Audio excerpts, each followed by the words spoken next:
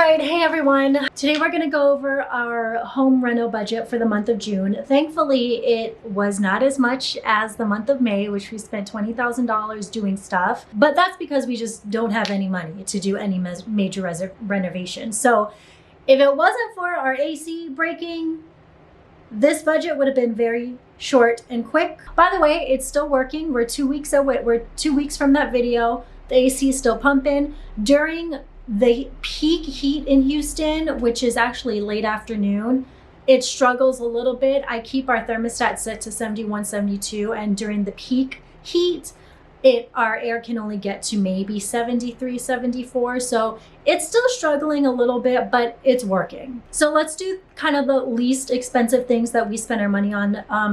Last month in June, we bought more paint. So we painted more walls. You saw this. We painted the bedroom, and then I painted the hallway when Brian was gone. And again, it's the same Sherwin-Williams. I think I bought 2 cans of 1-gallon paint, and they were $91.95 at Sherwin-Williams.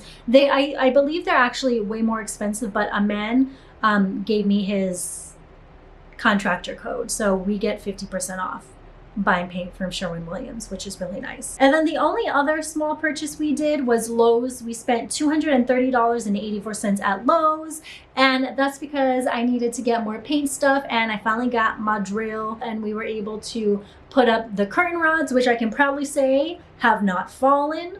And then if you notice, we took off that ugly wood piece from the barnyard doors. So the drill has been really helpful. The only other things that I need to do with the drill is new cabinet handles when that day comes. But handles are very expensive, or at least the ones I'm looking at. So I don't know, that may be a while, but if anything, maybe I'll start painting next week. There's a lot of painting going on because it's kind of like the more affordable DIY home decor option that we can do until we get a more consistent income and can finally do what needs to be done on the outside of the house, and then also fix the dining room. Oof. Now, let's talk about the AC situation. As you know, it was a huge debacle during the heat wave. It actually is not too bad feeling in Houston right now, but 2 weeks ago, child, it was bad. And it was even worse inside because the AC broke. If you saw the vlog, you know exactly what I'm talking about. It was horrible. So when the AC first broke, the first person I called was a man who is our jack of all trades handyman. And what he did is after running tests for 2 days and figuring it out, he thought the answer was to get a new contactor. So we ended up doing that, and then the next day it broke. My brother-in-law gave us his AC guy's contact with Revolution Air. And when Jonathan came, he said that we also needed to fix the capacitor or replace the capacitor. So we replaced the contactor and the capacitor.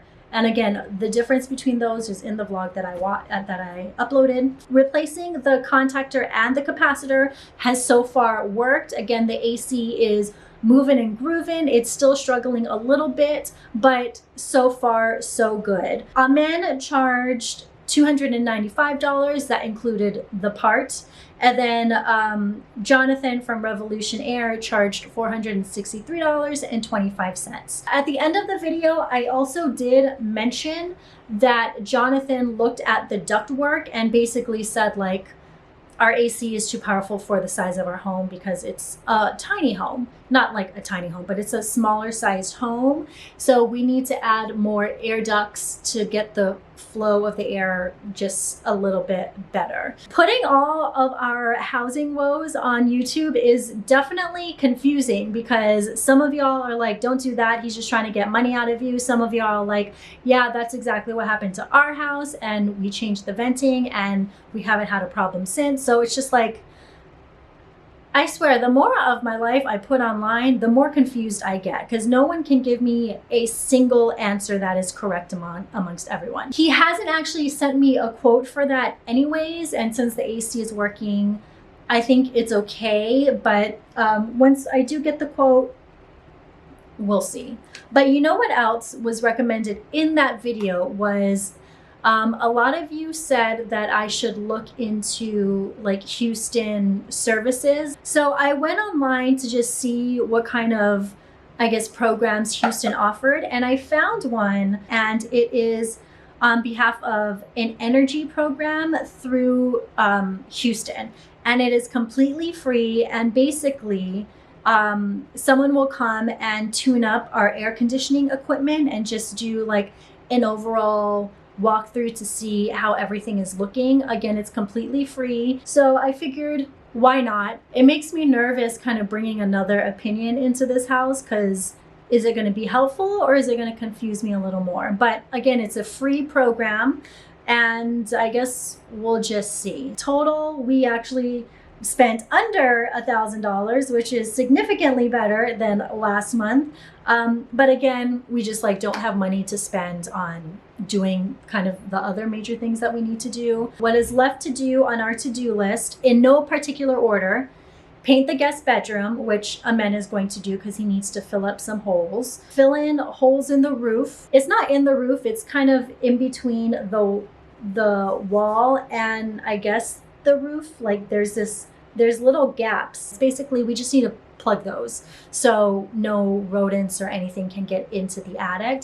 And then once we do that, we need to get gutters around the house. Finally, someone mentioned what the ceiling to the pergola is called. Is it like a Sofitel or something? But then we're going to add that and then paint the pergola.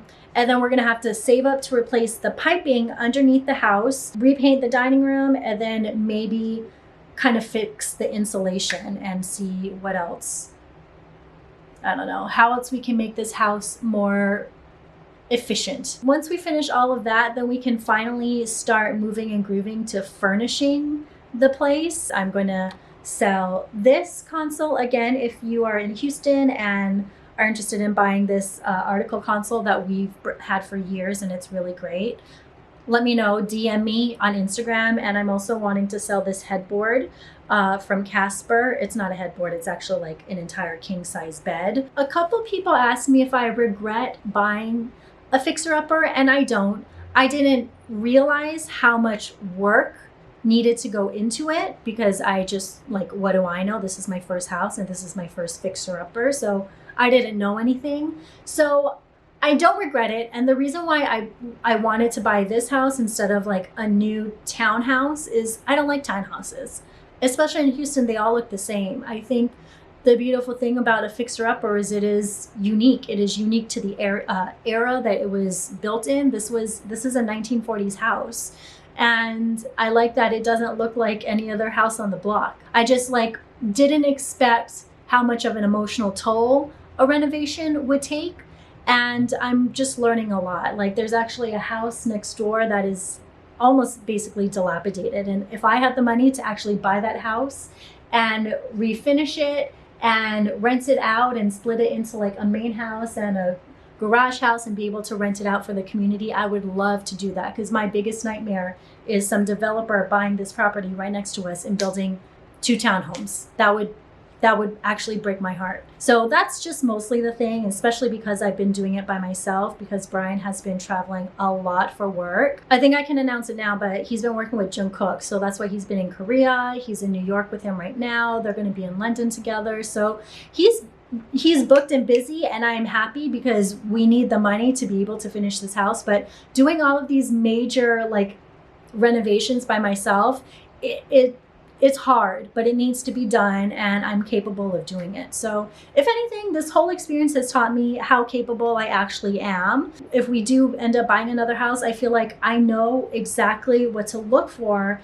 and I know how much work is going to be put into fixing something. So then I can make the educated decision as to whether or not I want to take on that project in another house. I'm Asia Dang. Thank you so much for watching and giving me your advice and tips and tricks and words of encouragement during this home buying experience, because it has been a doozy. But again, I'm learning a lot. I'm grateful to be experiencing everything now.